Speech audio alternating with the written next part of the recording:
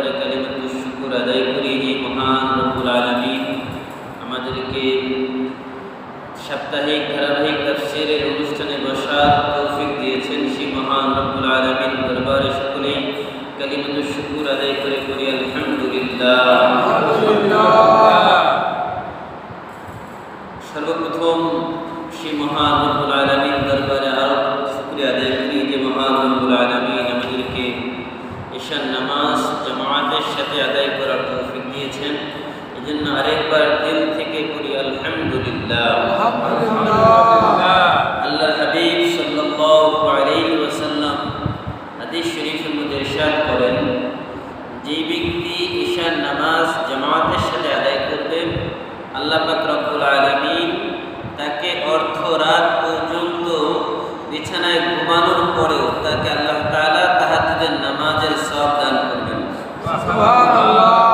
এবং যদি ওই ব্যক্তি ফজরের সালাত জামাতের সাথে আদায় করে আল্লাহ পাক রব্বুল আলামিন তাকে পুরা রাত তাহাজ্জুদের নামাজ আদায় করার সওয়াব দান করবেন।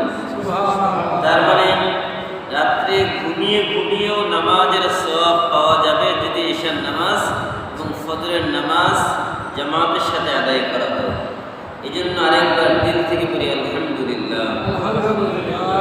বিশ্ব মানবতার মুক্তির দূত আকায়ে নামদার সমস্ত নবীদের সরদার সাইয়্যিদুল মুরসালিন রাহমাতুল লিল আলামিন সাইয়্যিদুস সাকলাইন নবী রহমত মুহাম্মদুর রাসূলুল্লাহ সকলে বলি সাল্লাল্লাহু আলাইহি ওয়াসাল্লাম। সম্মানিত প্রিয় উপস্থিতি, আল্লাহ পাক রব্বুল আলামিন বলেন, কুল নবী আপনি বলুন, হাল ইয়াস্তাবিল্লাযীনা ইয়ালামুন ওয়াল্লাযীনা লা ইয়ালামুন, যারা জানে আর যারা জানে না তারা কি সমান? আল্লাহ বলছেন যারা জানে আর যারা জানে না তারা দুইজন কি সমান? প্রশ্ন আল্লাহ নিজেই করছেন। আল্লাহ বলেন, ইন্নামা ইয়াতাযাক্কারু উলুল আলবাব। আল্লাহ পাক রব্বুল আলামিন বলেন যে না না, নিঃসন্দেহে যারা জানে আর যারা জানে না তারা দুইজন কখনো সমান নয়। কেন? একমাত্র যারা জ্ঞানী মানুষ তারাই এই কোরআনের আলোচনা থেকে শিক্ষা লাভ করে, এখান থেকে শিক্ষা নিয়ে এটার উপরে আমল করে। কেন? গত আলোচনায় বলেছিলাম আল্লাহ পাক রব্বুল আলামিন বলেন যে লিমা তাকুলুন আতা'মুরুনান নাস বিল বিররি ওয়া তানসাউনা আনফুসাকুম। আতা'মুরুনান নাস, তোমরা মানুষকে সৎ কাজের আদেশ দাও, মানুষকে ভালো কাজের উপদেশ দাও, অথচ নিজে সেই সৎ কাজের উপর কাজ করো না, নিজে সেই ভালো কাজের উপর আমল করো না। আল্লাহ পাক রব্বুল আলামিন বলেন, লিমা তাকুলুনা মা লা তাফআলুন কাবুরা মাকতান ইনদাল্লাহি আন তাকুলু মা লা তাফআলুন। এমন কথা কেন বলো যেটা তুমি নিজে করো না? লিমা, কেন? তাকুলুনা মা লা তাফআলুন, এমন কথা কেন বলো যেটা তুমি নিজে করো না? কাবুরা মাকতান ইনদাল্লাহ, আল্লাহর কাছে এই কাজটা অত্যন্ত ঘৃণিত, খুবই নিন্দনীয় যে আমি নিজে করি না কিন্তু অন্য আরেকজনকে বড় বড় সৎ উপদেশ দিই। আল্লাহ বলেন আন তাকুলু মা লা তাফআলুন, যে নিজে করো না তারপর মানুষকে উপদেশ দাও। আল্লাহ আরেক জায়গায় বলেন, ওমা উরিদু আন উখালিফাকুম ইলা মা আনহাকুম আন ইন উরিদু ইল্লাল ইসলাহা মাস্তাতা'তু। আল্লাহ বলেন আমি চাই যে তোমরা যে কথা বলো এটার বিরোধিতা যেন তোমরা না করো। তোমরাই বলছো মানুষকে সৎ কাজে আদেশের কথা, কিন্তু আবার তোমরাই ওই কাজের বাস্তব ক্ষেত্রে বিরোধিতা করছো। আল্লাহ বলেন এমনটা যেন না হয়। এরপরে আল্লাহ পাক রব্বুল আলামিন বলেন, দুনিয়াতে এবং পরকালের কল্যাণের জন্য, দুনিয়াতে বিপদ মুক্তির জন্য, দুনিয়াতে সফলতার জন্য এবং পরকালে মুক্তি আর নাজাতের জন্য আল্লাহ পাক রব্বুল আলামিন দুইটি মাধ্যম দিয়েছেন। যে এই দুইটি মাধ্যমে আল্লাহর কাছে চাও, যদি এই দুইটি মাধ্যমে আল্লাহর কাছে চাইতে পারো আল্লাহ পাক রব্বুল আলামিন তোমাদেরকে দিবেন, আল্লাহর ওয়াদা। সেই দুইটি মাধ্যম কি? আমার আজকের আলোচনা অল্প বেশি হবে না। সূরা বাকারা ৪৫ এবং ৪৬ এই দুই আয়াতকে আলোচনা করে শেষ করে দেব ইনশাআল্লাহ। আল্লাহ পাক রব্বুল আলামিন বলেন, ওয়াস্তাঈনু বিস-সাবরি ওয়াস-সালাহ ওয়া ইন্নাহা লাকাবীরাতুন ইল্লা আলাল খাশিঈন। সাহায্য প্রার্থনা করো, তোমরা চাও বিসসবরি ওয়াস সালাত, ধৈর্যের সাথে এবং সালাতের মাধ্যমে, ধৈর্যের সাথে সালাতের মাধ্যমে। ওয়া ইন্নাহা লাকাবীরা, কাবীরাতুনের শাব্দিক অর্থ হচ্ছে বড়, তো এখানে কাবীরাতুন শব্দের অর্থ হচ্ছে ভারী, যে নামাজ আদায় করা, সবর করা, এই কাজটা খুবই ভারী, খুবই কঠিন, খুবই বড়। ইল্লা আলাল খাশিঈন, তবে হ্যাঁ যারা বিনয়ী, নামাজের ব্যাপারে যারা খুবই একাগ্র, যারা বিনয়ী, তাদের জন্য এমনটা নয়। তো আমরা যদি এই আয়াতটা একটু পর্যালোচনা করি, তাহলে আমরা দেখব যে এই আল্লাহ পাক রব্বুল আলামিন বলেছেন তোমরা সবরের সাথে সালাতের মাধ্যমে আমার কাছে সাহায্য চাও। তো আমরা আল্লাহর কাছে সাহায্য চাওয়ার আল্লাহ পদ্ধতি জানিয়ে দিলেন। রাসূল আকরাম সাল্লাল্লাহু আলাইহি ওয়াসাল্লাম তার জীবনে ছোট থেকে ছোট, বড় থেকে বড় প্রয়োজন যদি সামনে আসলো, সাথে সাথে নামাজে দাঁড়িয়ে যেতেন। নামাজে দাঁড়িয়ে আল্লাহর কাছে প্রথমে চাইতেন, তারপরে বাস্তবে জমিনে এটা তালাশ করতেন। রাসূল আকরাম সাল্লাল্লাহু আলাইহি ওয়াসাল্লাম এক হাদিসের মধ্যে বলেছেন, ইদা হাসাবাহু আমরুন, যে কোনো সমস্যা তোমার সামনে চলে এসেছে, বাস নামাজে দাঁড়িয়ে যাও। আল্লাহ রাসূল বলেন, যদি তোমার জুতার ফিতা ছিঁড়ে যায়, জুতার ফিতা ছিঁড়ে যায়, এটার জন্য প্রথমে তুমি নামাজে দাঁড়াও, এরপরে তুমি জুতার ফিতা খুঁজতে যাও। তার মানে দুনিয়ার আসবাব দুনিয়াতে পরে খুঁজবো, প্রথমে আমরা খুঁজবো কি? আল্লাহর কাছে চাইবো যে আল্লাহ এটা আমাকে সহজ করে দাও। আল্লাহ রাসূলের এক সাহাবী তিনি বলেন, আল্লাহ রাসূল সাল্লাল্লাহু আলাইহি ওয়াসাল্লাম বদরের যুদ্ধের রাতে আল্লাহ রাসূল সকল সাহাবায়ে কেরাম ঘুমিয়ে গেলেন। রাসূল আকরাম সাল্লাল্লাহু আলাইহি সাল্লাম প্রচণ্ড শীতের মধ্যে চাদর মুড়ি দিয়ে নামাজে দাঁড়িয়ে গেলেন। সারা রাত সেজদায় পড়ে থাকলেন, নামাজ আদায় করলেন। ইসলামের প্রচণ্ড ঘোরতর যুদ্ধ, আহজাবের যুদ্ধ, খন্দকের যুদ্ধ, মুসলমানদের অস্তিত্বের কথা ছিল যখন, সেই আহজাবের যুদ্ধের মধ্যে পুরা মক্কার যত মুশরিক পৌত্তলিক যারা ছিল, সবাই ঐক্যবদ্ধভাবে, ইহুদি খ্রিস্টান সবাই মিলে মদিনাকে একদম পৃথিবীর মানচিত্র থেকে নিশ্চিহ্ন করে দেবে, এমন একটা পরিকল্পনা নিয়ে তারা মদিনায় এসেছিল। তো ওই আহজাবের যুদ্ধের দিন আল্লাহ পাক রব্বুল আলামিন অবশেষে মুসলমানদের বিজয় দিবেন। প্রচণ্ড ঝড় তুফান শুরু হয়েছে। আল্লাহ রাসূল নামাজে দাঁড়িয়ে গেলেন। নামাজে দাঁড়িয়ে দীর্ঘ সময় নামাজ আদায় করলেন।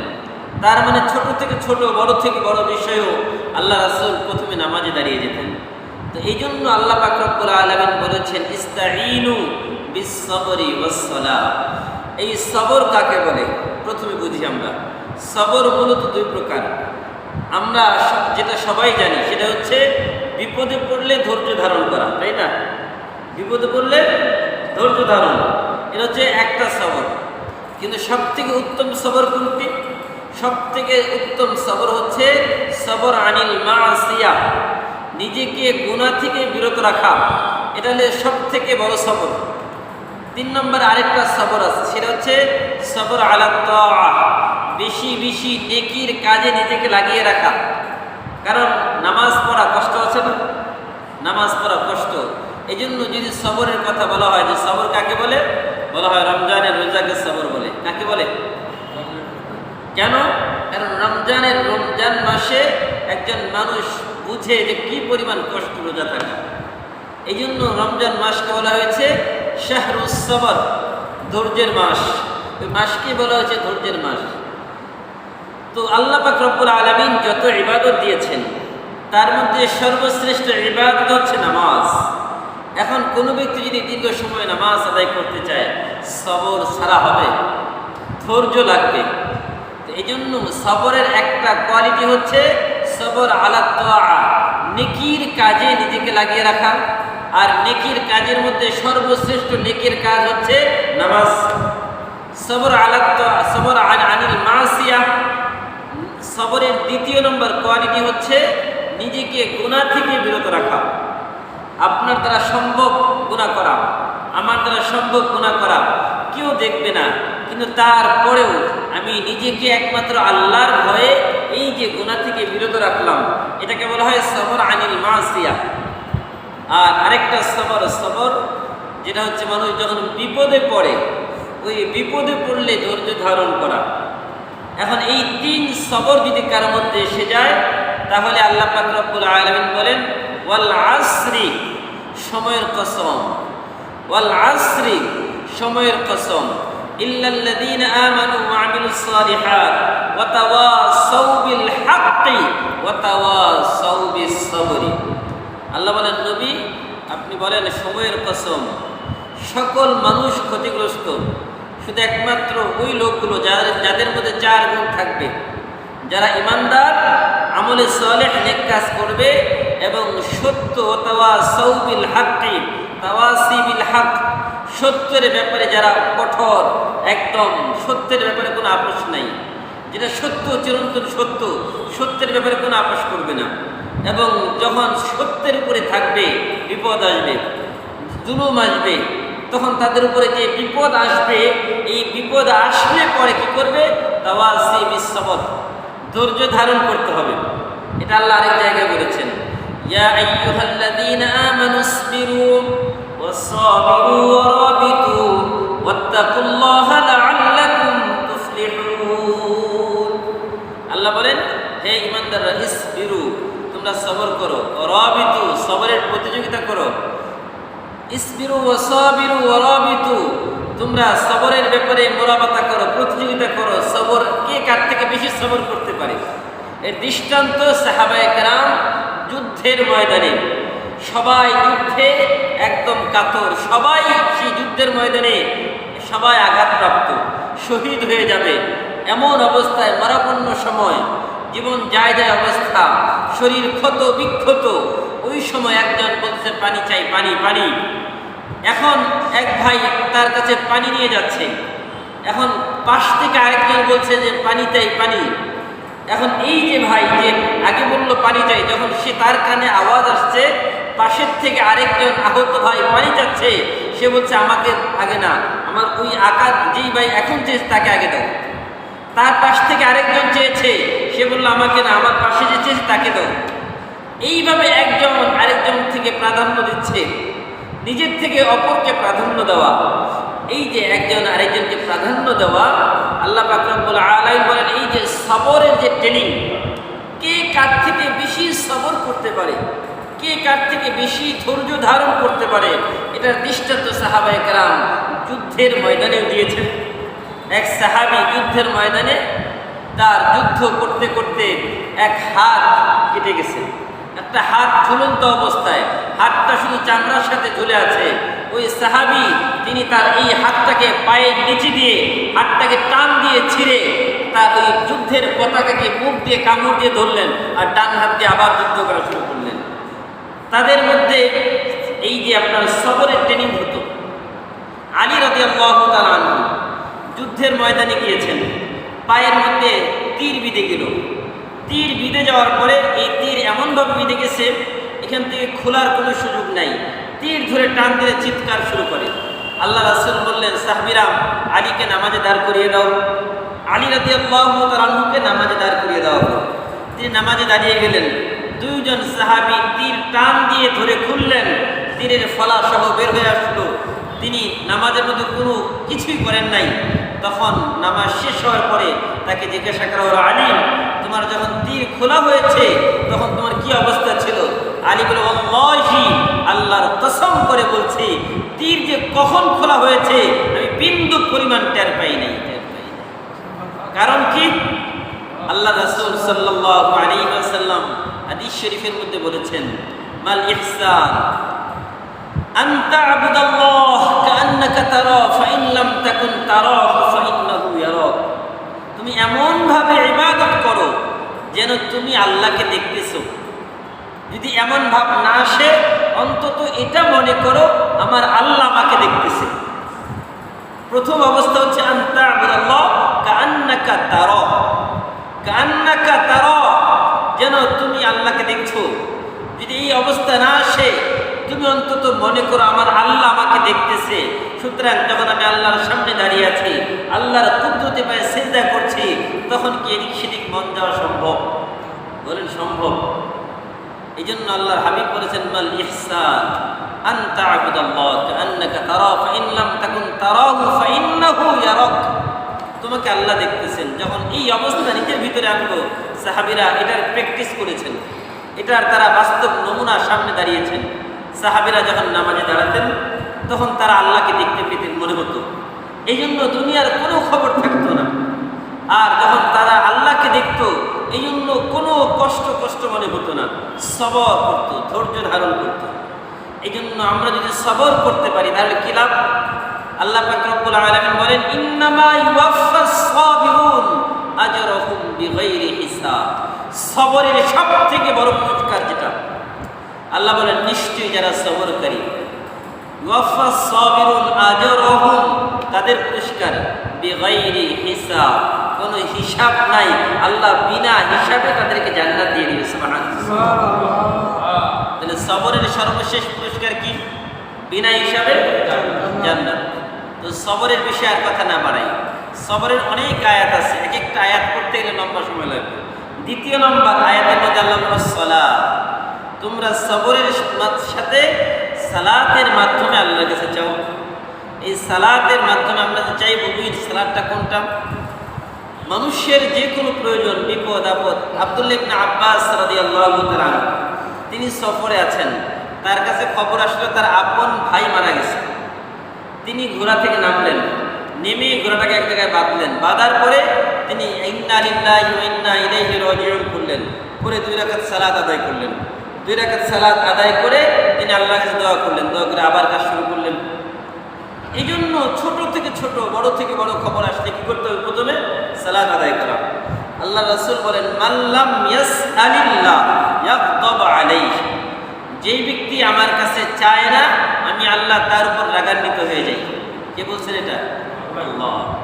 আল্লাহর কাছে না চাইলে আল্লাহ কি হন? রাগান্বিত। বলেন কি হন? আর দুনিয়ার মানুষের কাছে যদি আপনি একবার চান, খুশি খুশি দিবে। যত মহাব্বত করুক, 2 বার চান একটু মনটা খারাপ করবে। 3য়-বার গেলে দিবে, কিন্তু আর মনে হাসিটা নাই, মুখে হাসি নাই। 4র্থ-বার বলবে আর নাই, দরজা বন্ধ করে দিবে। তো আল্লাহ বলেন, মাল্লাম ইয়াসআলিল্লাহ ইয়াগদাব আলাইহি, যে আমার কাছে চায় না, আমি তার উপর রাগান্বিত হয়ে যাই। তার মানে কি আল্লাহ আমাকে দিতে চান, আপনাকে দিতে চান? বলবেন আরেকটা হাদিস বলেন, আল্লাহ পাক রব্বুল আলামিন বলেন, আলা মিন মুস্তাগফিরিন ফাগফির লাহ, আলা মিন মুস্তারজিকিন ফারযুক লাহ, আলা মিন মুবতালান ফাউআফি। আল্লাহ বলেন, তোমাদের মধ্যে কি এমন কেউ নাই যে গুনাহ করেছো? ওয়াল্লাযীনা ইয়াবীতুনা লিরাব্বিহিম সুজদাও ওয়া কিয়ামা। আল্লাহ বলেন, যদি গুনাহ করেছো রাতের বেলা দাঁড়িয়ে যাও। ইয়াবীতুন, রাতের বেলা দাঁড়াও। সুজদাও ওয়া কিয়ামা, সিজদা অবস্থায়, দাঁড়ানো অবস্থায়। তার মানে তাহাজ্জুদের নামাজে দাঁড়াও, দাঁড়িয়ে আমার কাছে চাও। ইয়াবীতুনা লিরাব্বিহিম সুজদাও ওয়া কিয়ামা ওয়াল্লাযীনা ইয়াকুলুনা, তারা বলে, রব্বানা ইসরিফ আন্না আযাব জাহান্নাম, আল্লাহ আমাকে জাহান্নাম থেকে রক্ষা করেন, আল্লাহ আমাকে জাহান্নাম থেকে বাঁচান। ইসরিফ আন্না আযাব জাহান্নাম, কেন? ইন্না আযাবাহা কানা গরামা, নিশ্চয়ই জাহান্নামের আযাব বড় ভয়াবহ, মারাত্মক, সহ্য করার মতো ক্ষমতা আমার আপনার কারো নাই। এই জন্য আল্লাহ বলেন যে ইসরিফ আন্না আযাব জাহান্নাম, গুনাহ তো করেছো, আমার কাছে মাফ চাও, আমি আল্লাহ গুনাহ মাফ করে দেব। সুবহানাল্লাহ। কেমন মাফ করবেন? আত্তাইবু মিনাজ যামবি কামান লা যামবা লাহ। আল্লাহ রাসূল বলেন, একজন সন্তান যখন প্রসব করে, মা সদ্য প্রসূত সন্তান যেমন নিষ্পাপ, একজন মানুষ যখন ঘাটি দিলে মন থেকে তওবা করে, আল্লাহ তাআলা ওই সদ্য প্রসূত সন্তানের মতো এই তওবাকারীকে ওই রকম ভাবে গুনাহমুক্ত করে দেয়। সুবহানাল্লাহ। এই জন্য আল্লাহ রাসূল বলেছেন যে ওই গুনাহগার আল্লাহর কাছে সবথেকে উত্তম, যে গুনাহ করার পরে সাথে সাথে আল্লাহর কাছে তওবা করে নেয়। সুবহানাল্লাহ। সে আল্লাহর কাছে বড় প্রিয়। এখন এই খাঁটি তওবা হবে কয় জিনিস থাকলে? 3 জিনিস লাগবে খাঁটি তওবার জন্য। কয় জিনিস? 1 নম্বর, আমি যে গুনাহ করলাম সাথে সাথে গুনাহটাকে ছেড়ে দেওয়া। 2 নম্বর, গুনাহ করার পরে আমি নিজে অনুতপ্ত হওয়া, লজ্জিত হওয়া যে আমি যে অপরাধ করেছি ঠিক করি নাই। 3 নম্বর, ভবিষ্যতে এই কাজ আর করব না। এই 3 জিনিস যদি আমার তওবার মধ্যে থাকে তাহলে তওবাটা স্পেশাল হবে, আল্লাহ আমার তওবা কবুল করবেন। কেন? নামাজের মাধ্যমে আল্লাহর কাছে চাইতে হবে। আল্লাহ বলেছেন, উতলু মা উহিয়া ইলাইকা মিনাল কিতাবি ওয়া আকিমিস সালাম ইন্নাস সালাতা তানহা আনিল ফাহশাই ওয়াল মুনকার ওয়া লাযিকরুল্লাহি আকবার ওয়াল্লাহু ইয়ালামু মা তাসনাউন। আল্লাহ পাক বলেন, উতলু মা উহিয়া ইলাইকা মিনাল কিতাব, নবী আপনার কাছে যে কিতাব পাঠানো হয়েছে কোরআন, এই কোরআন আপনি তেলাওয়াত করেন। আর কি করবেন? ইন্নাস সালাতা তানহা আনিল ফাহশাই ওয়াল মুনকার, উতলু মা উহিয়া ইলাইকা মিনাল কিতাবি ওয়া আকিমিস সালাহ, কোরআন তেলাওয়াত করেন, সাথে নামাজ আদায় করেন। কি করেন? ওয়া আকিমিস সালাহ, নামাজ কায়েম করেন। ইন্নাস সালাতা তানহা, কেন? নিশ্চয়ই নামাজ মানুষকে সকল অশ্লীল অন্যায় গর্হিত কাজ থেকে বিরত রাখে। যদি কারো নামাজ অন্যায় কাজ থেকে বিরত রাখতে না পারে, দেখবেন নামাজও পড়ে এখনো মিথ্যা ছাড়তে পারে নাই, নামাজ পড়ে এখনো সুদ ঘুষ ছাড়তে পারে নাই, নামাজ পড়ে এখনো চুগলখড়ি ছাড়তে পারে নাই, নামাজ পড়ে এখনো অন্যের দোষ বলা ছাড়তে পারে নাই, নামাজ তো পড়ে ঠিক কিন্তু এখনো মালে ভেজাল দেওয়া ছাড়তে পারে নাই, তাহলে কি মনে করবেন?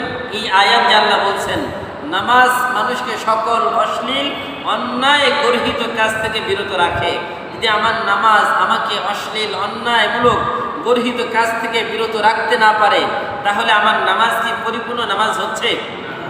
তাহলে বুঝতে হবে আমার নামাজে কোথাও ঘাটতি আছে, তাহলে আমার নামাজটাকে ঠিক করতে হবে। যেহেতু ঘাটতি আছে, আমার নামাজ এখনো যেহেতু আমাকে গুনাহ থেকে দূরে রাখতে পারতেছে না, ওই কোয়ালিটি সম্পন্ন হচ্ছে না, তার মানে আমার ইবাদতে ঘাটতি আছে, ওই ঘাটতি পূরণ করতে হবে। আল্লাহ পাক রব্বুল আলামিন বলেন, ওয়ালা যিকরুল্লাহি আকবার, আল্লাহর জিকির সবথেকে বড়। আল্লাহর জিকির কি? আল্লাহু ইয়ালামু মা তাসনাউন, আল্লাহ বলেন তোমরা যা করো সব কিছু আল্লাহ জানেন। কে জানেন? আল্লাহ সব জানেন। এই জন্য আল্লাহর কাছে কোনো কিছু গোপন আছে? কোনো কিছুই গোপন নাই। আল্লাহর কাছে যেহেতু সব কিছু স্পষ্ট, এই জন্য আল্লাহর কাছে নিজের গুনাহ যেভাবে করবো সেভাবেই তওবা করতে হবে। আল্লাহর কাছে, আল্লাহর এক নাম সাত্তার। কি আছে বলেন তো? সাত্তার। সাত্তার মানে হচ্ছে গোপন রাখনেওয়ালা, কি? যে সব কিছু গোপন রাখে। সাত্তারুল উয়ুব, যিনি মানুষের দোষ ত্রুটি গোপন রাখেন। আরেক নাম হচ্ছে গফফার, যিনি মানুষের গুনাহ মাফ করেন। আরেক নাম হচ্ছে রহমান, যিনি মানুষের প্রতি দয়ালু। আরেক নাম হচ্ছে রহিম, যিনি অতিশয় মেহেরবান। এই যে নামগুলো কেন? কারণ হচ্ছে আল্লাহ তাআলা চান বান্দার গুনাহ ঢেকে রাখতে। আল্লাহ চান না কারো গুনাহ প্রকাশ করে মানুষের সামনে তাকে লাঞ্ছিত করতে। তো এই জন্য দেখেন আমাদের সমাজে এই যে সাত্তারের কথা বলতে গিয়ে কথাটা মনে পড়লো, যে আমরা যে মানুষের দোষ তালাশ করি না? আল্লাহ রাসূল বলেন, ওয়ালা তানাজাসু ওয়ালা তাদাবারু, তোমরা মানুষের দোষ তালাশ করো না। কেন? মানুষের দোষ তালাশ করার আগে তুমি তোমার নিজের দোষ খুঁজো আগে, যে আমার কতগুলো দোষ আছে। আচ্ছা, আমি যার দোষ খুঁজতেছি সে কি আমার থেকে ভালো নাকি আমি তার থেকে ভালো? যদি আমার অপরাধ থাকে তাহলে আমি আমার অপরাধ বাদ দিয়ে আরেকজনের অপরাধের কথা কিভাবে বলি? এই জন্য আল্লাহ রাসূল ওয়ালা তানাজাসু, গোয়েন্দাগিরি করো না। আছে নাকি লোক জাসুসি করে, গোয়েন্দাগিরি করে? আল্লাহ রাসূল বলেন ওয়ালা তানাজাসু ওয়ালা তাদাবারু, মানুষের দোষ ত্রুটি করা, সমালোচনা করা। আল্লাহ বলেন কুনু ইবাদাল্লাহি ইখওয়ানা, তোমরা পরস্পর ভাই ভাই হয়ে যাও। এক ভাই আরেক ভাইয়ের দোষ গোপন রাখো। কেন? গোপন রাখলে লাভ কি? মান সাতারা মুসলিমান সাতারাহুল্লাহু ফিদ দুনিয়া ওয়াল আখিরাহ।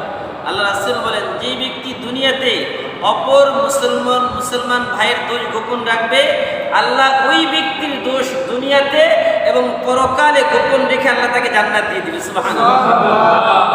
আপনি বলেন, আমি আপনার একটা দোষ গোপন রাখলে, আপনি আমার একটা দোষ গোপন রাখলে, যদি এর বিনিময়ে আল্লাহ আমাকে জান্নাত দেয়, তাহলে আমার বলার দরকার আছে? এটা তো মহিলা মানুষের অভ্যাস। মহিলা মানুষ মুখে গলায় কথা আটকায় না, পেটে কথা আটকায় না, বলা শুরু করলে দুনিয়ার সব খবর বলতে থাকে। এই জন্য আমাদের পুরুষদেরকে গলায় কথা আটকাতে হবে। সব কথা বলার সুযোগ থাকলে বলা যাবে না। কেন? ওয়াইলুল লিকুল্লি হুমাযাতিল লুমাযা। আল্লাহ বলে ধ্বংস অনিবার্য জাহান্নাম ওই লোকদের জন্য যারা মানুষের সামনে পিছনে নিন্দা করে, যারা মানুষের সামনে পিছনে দোষ তালাশ করে। তাহলে কেন আমি আমার নিজের ধ্বংস ডেকে আনবো? এই জন্য আত্মসমালোচনা করবো আমরা, আমার নিজের দোষ খুঁজবো আগে, যে আমার কতগুলো দোষ আছে, এই দোষগুলো আমি নিজে সংশোধন হই, পরের দোষ না খুঁজি। এই জন্য আল্লাহ পাক রব্বুল আলামিন বলেন ওয়ালা যিকরুল্লাহি আকবার, আল্লাহর স্মরণ সবথেকে বড়। আল্লাহু ইয়ালামু মা তাসনাউন। আল্লাহ পাক রব্বুল আলামিন বলেন ওয়া ক্বালাল্লাযীনা উতুল ইলমা ওয়াইলাকুম সাওয়াবুল্লাহি খায়রুন লিমান আমানা ওয়া আমিলা সালিহা ওয়া লা ইউলাক্কাহা ইল্লা সাবিরুন। আল্লাহ বলেন যারা ঈমানদার এবং যারা জ্ঞানী তাদের প্রতিদান আল্লাহর কাছে সব থেকে বেশি। যারা জ্ঞানী মানুষ, জ্ঞানীদের কদর বেশি আল্লাহর কাছে। কেন? ওয়া আমিলা সালিহা, 1 নম্বর তারা জ্ঞানী, 2 নম্বর ঈমানদার, 3 নম্বর আমল সালেহ করে। ওয়ালা ইউলাক্কাহা ইল্লা সাবিরুন, যারা ইলমওয়ালা, আমলওয়ালা এবং সাথে সাথে সবরওয়ালা। আল্লাহ বলে ইন্নামা ইউওয়াফাস সাবিরুন আজরাহুম বিগাইরি হিসাব। আমি আল্লাহ তাআলা তাদেরকে বিনা হিসেবে জান্নাতের ঘোষণা দিলাম। সুবহানাল্লাহ। 1 নম্বর ইলমওয়ালা বলে, 1 নম্বর, 2 নম্বর আমলওয়ালা, 2 নম্বর আমলওয়ালা, 3 নম্বর ঈমানওয়ালা, 4 নম্বর সবরওয়ালা। যার মধ্যে এই 4 গুণ থাকবে আল্লাহ তাকে মাফ করে দিবেন। কি করবেন? মাফ করে দিবেন। এই জন্য আল্লাহ আমাদেরকে 4 গুণওয়ালা হওয়ার তৌফিক দান করুন, আমিন। এই জন্য নামাজ বাদ দেওয়া যাবে? নামাজ কোনোভাবেই বাদ দেওয়া যাবে না। নামাজের তো অনেক লম্বা আলোচনা, ওইদিকে আমি যাচ্ছি না, আমি মূল কথাটা শুধু বলছি। এই যে আল্লাহ বলছেন সবর এবং ধৈর্য, এটার সাথে হচ্ছে নামাজ। তার মানে বিপদে পড়লেই নামাজ তা না। গুনাহ হয়ে যাচ্ছে, গুনাহ হওয়ার পরে তওবার নামাজ পড়বেন 2 রাকাত। কিসের নামাজ? আপনার কোন কিছুর প্রয়োজন, হাজতের নামাজ পড়বেন। এই যে নামাজ পড়তে হবে, আর এই যে হাজতের নামাজ, তওবার নামাজ, এগুলো হচ্ছে নফল। এগুলো কি? যে কোনো সূরা দিয়ে বা সূরা ফাতিহার সাথে যে কোনো সূরা মিলিয়ে আপনি নামাজ পড়ে নেবেন, বাস আল্লাহ কবুল করবেন। আল্লাহ পাক রব্বুল আলামিন বলেন ওয়ালা তাস্তাবিল হাসানাতু ওয়ালা সাইয়্যা, যে একটা ভালো আর একটা খারাপ দুটো কি সমান? দুটো সমান না। ইদফা বিল্লাতী হিয়া আহসান ফাইযাল্লাযী বাইনাকা ওয়া বাইনাহু আদাওয়াতুন কান্নাহু ওয়ালিয়্যুন হামীম ওয়া মা ইউলাক্কাহা ইল্লাল্লাযীনা সাবারু ওয়া মা ইউলাক্কাহা ইল্লা যু হাযযিন আযীম। আল্লাহ বলেন একজন মানুষ তোমার সাথে খারাপ আচরণ করেছে, তুমি তার সাথে সবরের সাথে ভালো ব্যবহার করো। কারণ আপনার ক্ষমতা আছে তার পাল্টা তার সাথে খারাপ আচরণ করার, কিন্তু আপনি কি করলেন না, নিজেকে কুল ঠান্ডা হও, নিজেকে ঠান্ডা রাখলেন, সবর করলেন, করে তার সাথে ভালো ব্যবহার করলেন। আল্লাহ বলেন এই যে তুমি ঠান্ডা রেখে নিজেকে তার সাথে ভালো ব্যবহার করলা, এটার দ্বারা কি লাভ? ওমা ইউলাক্কাহা ইল্লাল্লাযীনা সাবারু ওমা ইউলাক্কাহা ইল্লা যু হাযযিন আযীম। আল্লাহ বলে তোমার জানি দুশমন, তোমার যে একদম চরম শত্রু, সেও তোমার পরম বন্ধু হতে বাধ্য হয়ে যাবে। সুবহানাল্লাহ। চরম শত্রুও তোমার পরম বন্ধু হতে বাধ্য হবে। এই জন্য সবর এটা এমন এক জিনিস যে যত বেশি সবর করতে পারবে আল্লাহ তত বেশি তাকে উপরে উঠায় দেবে, তাকে তত বেশি আল্লাহ উপরে উঠায় দেবে। কেন? আপনি দেখেন একজন মানুষকে মোরব্বা বানাতে, আগে মোরব্বা চিনেন তো আপনার মুরব্বীরা, মোরব্বা তৈরি করা হতো চাল কুমড়া দিয়ে। আমি আমার দাদি নারীদের কাছে তখন দেখেছিলাম, এখন তার ওইরকম হয় না। এই যে মোরব্বা বানানোর জন্য চাল কুমড়াকে সুই দিয়ে অথবা খেজুরের কাঁটা দিয়ে বারবার এটাকে গোতানো হতো, এটাকে বারবার ছিদ্র করা হতো, তারপরে দুধের মধ্যে এটাকে ভিজানো হতো। তো আমি আমার নানিকে জিজ্ঞাসা করেছি, নানি এই যে এই জিনিসটাকে এত বারবার কেন ছিদ্র করা হয়, কেন ভিজানো হয়?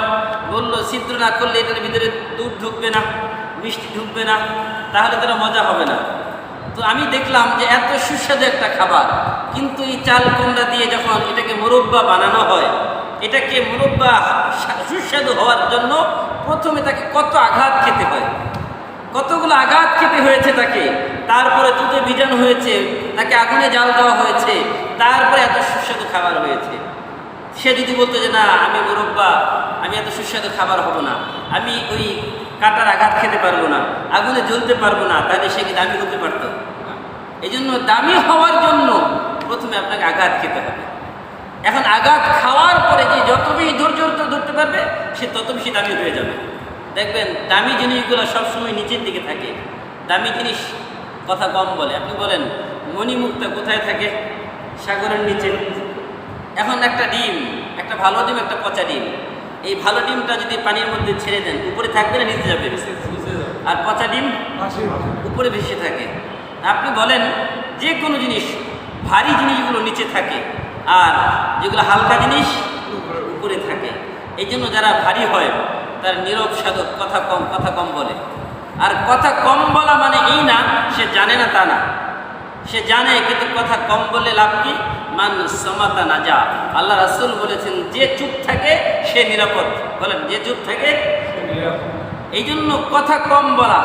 আল্লাহ পাক রব্বুল আলামিন সূরা মুমিনুনের মধ্যে বলেছেন ইমানদারের একটা কোয়ালিটি হচ্ছে ওয়াল্লাযীনা হুম আনিল লাগবি মুরিদুন। ইমানদার অনর্থক, অযথা, অপ্রয়োজনীয় কথা বলবে না। অনর্থক, অযথা, অপ্রয়োজনীয় কোনো কথা বলবে না, চুপ থাকবে। কেন? কথার হিসাব দেওয়া লাগবে না। এই যে মন চাচ্ছে কথা বলতেছি অযথা, এটা হিসাব কিনে দিতে হবে। এখন চিন্তা করতে কত কথা বলতেছি। এখন যদি আপনি কথার সাথে তুলনা করেন, আমি কয়দিন কোরআন তেলাওয়াত করলাম, কয়দিন কোরআন তেলাওয়াত করেছি, কয়দিন জিকির করেছি, কয়দিন আমি বসে বসে আল্লাহর কাছে চোখের পানি ফেলেছি, একটু চিন্তা করেন, হিসাব মিলানো যাবে না? দেখা যাবে আমার কথার তুলনায় জিকিরের কোনো অংশ নেই, কথার তুলনায় তেলাওয়াতের কোনো আমল নাই, কথার তুলনায় দোয়ার কোনো আমল নাই। এই জন্য অনর্থক অযথা কথা না বলে আস্তে আস্তে জিকির করি, মনে মনে নিজের আমলের পাল্লাটাকে ভারী করি।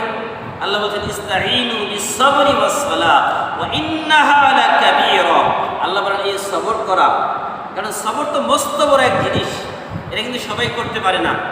অনেকেই অল্পতে দেখবেন শেষ কাবু হয়ে যায়। আবার কিছু মানুষ এমন আছে যারা দুর্বল, তাই এত নামাজ পড়ি, এত রোজা রাখি, এত হালাল হারাম মেনে চলি, বিপদ কিছু ছাড়ে না। আছে এমন, আমি এত নামাজ কোনোদিন বাদ দিই না, তারপরে বিপদ আমাকে ছাড়ে না। অথচ আল্লাহ রাসূল কি বলেছেন? যে আল্লাহ আমাকে তুমি একদিন খাওয়াও আর একদিন না খাওয়াই রাখো। গর্ব, যে দারিদ্রতা, এটা আল্লাহ রাসূল চেয়ে নিয়েছেন। আল্লাহ রাসূল বলেছেন আমার উম্মতের তো এমন একটা সময় আসবে যেই সময় তাদের এত পরিমাণ ধন সম্পদ হবে, আমার উম্মত ওই ধন সম্পদের কারণে ধ্বংস হয়ে যাবে, ধন সম্পদ না থাকার কারণে ধ্বংস হবে না। এই জন্য আল্লাহ রাসূল সাল্লাল্লাহু আলাইহি সাল্লাম বলেন ইন্নাল ইসলাম গরীবান ওয়া সায়াউদু গরীবান তুবা লিল গুরবা। যে ইসলাম এসেছে গরীব অবস্থায়। ইসলাম এমন একটা সময় এসেছিল যখন ইসলামের সূর্য বীর্য এত ছিল না, মানুষ ছিল অল্প, কিছু গরিব মানুষ ইসলাম গ্রহণ করেছে। আবার ইসলাম চলে যাচ্ছে, দেখবেন মদিনার ইসলাম মদিনায় যাচ্ছে। তুবা লিল গুরবা। আল্লাহ রাসূল বলেন আল্লাহ আমাকে কিয়ামতের ময়দানে আপনি গরিবদের সাথে হাসর করান। কাদের সাথে? এবং তাদের সাথে আমাকে আল্লাহ আপনি উঠান এবং তাদের সাথে আমাকে জান্নাতে নিয়ে যান। কেন? কারণ গরিবরা 500 বছর আগে জান্নাতে যাবে। কত বছর? 500 বছর। বলেন কত বছর? 500 বছর। কোন গরিব? এখন এক রিক্সাওয়ালা মনে করেন, এক ভ্যানওয়ালা আমার ভাই আছে, এখন তারা যদি নামাজটা পড়তো, নামাজের সময় হয়েছে বাস নামাজে চলে আসলো, এখন যদি সে নামাজ না পড়ে দাঁড়িয়ে প্রস্রাব করে, মুখের ভাষা ঠিক নাই, ব্যবহার ঠিক নাই, ওই রিক্সাওয়ালা ওই ভ্যানওয়ালা কি জান্নাতে যাবে? যদি আমার ওই ভাই কী করতো, নামাজের আজান হয়েছে বাস রিক্সাটা রেখে, ভ্যানটা রেখে তার ওযুটা করে নামাজটা পড়ে আবার কাজ শুরু করতো। একজন শ্রমিক ভাই আমার, ওই শ্রমিক ভাই যদি সে তার কাজটাকে রেখে নামাজের সময় নামাজ আদায় করে আবার কাজ শুরু করতো, তাহলে আল্লাহ তাআলা তাকে কিয়ামতের ময়দানে রাসূলের সাথে হাসর নাসর হওয়ার সুযোগ করে দিতেন। কিন্তু আমাদের ম্যাক্সিমাম এই শ্রমিক ভাইয়েরা, আমার এই যে যারা আমাদের এই যে যারা গাড়ি চালায় এই ভাইরা অনেকেই নামাজ পড়ে মাশাআল্লাহ ইল্লা মাশাআল্লাহ, কিন্তু অনেকেই পড়ে না। এই জন্য আমরা নিজেরা নামাজ পড়বো, অন্যদেরকেও নামাজ পড়ার জন্য উৎসাহিত করবো। আল্লাহ রাসূল বলেন সিলমান কতআকা ওয়াফু আম্মান যালামাকা ওয়া আহসিন ইলা মান আসাআ ইলাইকা। সিলমান কতআকা, সম্পর্ক ছিন্ন করা বড় সহজ। ঝগড়া হয়েছে, আজ কথা বললাম না, দিনের পর দিন, বছরের পর বছর, এটা খুব সহজ। আল্লাহ রাসূল বলেন না না, সিলমান কতআকা, যার সাথে সম্পর্ক ছিন্ন হয়েছে তুমি সম্পর্কটাকে জোড়া লাগাও। ওয়াফু আম্মান যালামাকা, যে তোমার উপরে জুলুম করেছে তাকে মাফ করে দাও। ওয়া আহসিন ইলা মান আসাআ ইলাইকা, যে তোমার সাথে খারাপ আচরণ করেছে তুমি তার সাথে ভালো আচরণ করো। এই যে তিনটা কথা দেখেন কত গুরুত্বপূর্ণ জীবনে। আমাদের উপর মানুষ তো জুলুম করতেই পারে, যদি আমরা ক্ষমা করে দিই, ক্ষমা যে করে সে বড় হয় নাকি ছোট হয়? তাহলে আমরা যদি ক্ষমা করি আমাদের কি লাভ? আল্লাহ পাক রব্বুল আলামিন আমাদেরকে মাফ করে দেবেন। প্রথম বলি সুবহানাল্লাহ। এই জন্য এত বড় সুযোগ কেন হাতছাড়া হবে? আর আমার সাথে কেউ যদি খারাপ আচরণ করে আমি তার সাথে ভালো আচরণ করব। আল্লাহ বলেন সবর এবং নামাজ এটা বড় ভারী জিনিস, কিন্তু তাদের জন্য না। কাদের জন্য না? যারা বিনয়ী, যারা নম্র ভদ্র, যারা নামাজের ব্যাপারে একাগ্র। এখন দেখবেন কিছু মানুষ নিয়মিত নামাজ আদায় করে, তারপরেও নামাজ এখন মনোযোগ আসে না। এমন আছে না, নামাজ পড়তেছি, নামাজে মনোযোগ ধরে রাখতে পারতেছি না। নামাজ তো নিয়মিত দীর্ঘদিন থেকে পড়ি, কিন্তু নামাজে দেখা যায় দীর্ঘ সময় অন্য মনস্ক হয়ে যাচ্ছে। এই যেটা কারণটা কি? এটার অনেক কারণ, এর মধ্যে অন্যতম বড় কারণ হচ্ছে যেটা যে হালাল রিজিকের মধ্যে সন্দেহ আছে। আপনার এক নম্বর যে খাবার, ওই খাবার তালাশ করবেন আপনি যে আচ্ছা আমার এই ইবাদতের মধ্যে কেন মজা পাই না আমি, আমার খাবারে কোনো ভেজাল আছে কিনা। এক নম্বর আল্লাহ বলতে কুলু মিম্মা রাযাকাকুমুল্লাহু হালালান তাইয়্যিবা, ইবাদতের আগে প্রথমে হালাল খাবার খাও। যদি আপনি হালাল খাবার খান, ওই খাবার খাওয়ার পরে আপনার ইবাদতের মজা আসবেই আসবে। আর যদি খাবারে ভেজাল থাকে তাহলে আপনার ইবাদতের মধ্যে মনোযোগ আসবে না, ইবাদতের মধ্যে আপনি নিজে তৃপ্তি পাবেন না। অনেক কারণ, এর মধ্যে বড় কারণটা বললাম। আল্লাহ পাক রব্বুল আলামিন বলেন ওয়া ইন্নাহা লাকাবীরাতুন ইল্লা আলাল খাশিঈন আল্লাযীনা ইয়াযুন্নুনা আন্নাহুম মুলাকু রাব্বিহিম, যারা বিশ্বাস করে, ইয়াযুন্নুনা ধারণা করে অর্থাৎ বিশ্বাস করে। কি বিশ্বাস করে? যে আন্নাহুম মুলাকু রাব্বিহিম, যে তারা তাদের রবের সাথে সাক্ষাৎ করবে। আমরা কি বিশ্বাস করি কিনা? আল্লাহর সাথে সাক্ষাৎ হবে না?